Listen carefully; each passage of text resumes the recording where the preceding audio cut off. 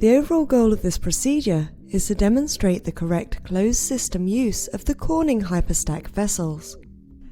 This is accomplished by first inoculating and filling the vessels with media via the gravity feed method. Next, the cell suspension is isolated in each of the layers and the cells are incubated. Following incubation, the spent media is removed. The final step of the procedure is to harvest the cells from the HYPERStack vessels.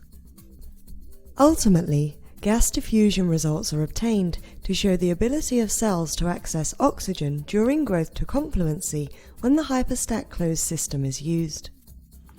The main advantage of HYPERStack vessel with gas-permeable material is that it provides increased surface area for cell growth by eliminating the headspace in the vessel.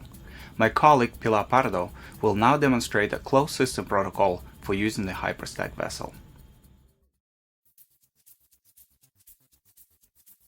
The HYPERStack vessel is composed of a stackette, which is the individual cell culture compartment that is made up of the top plate and gas-permeable film.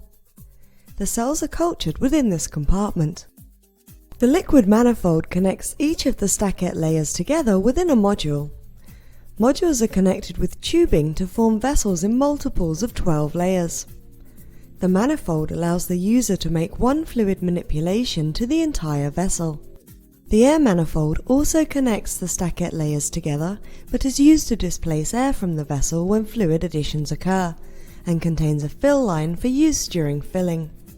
Between each stackette layer is an open air space called the Tracheal Space, allowing gas exchange to occur through each layer's gas-permeable film.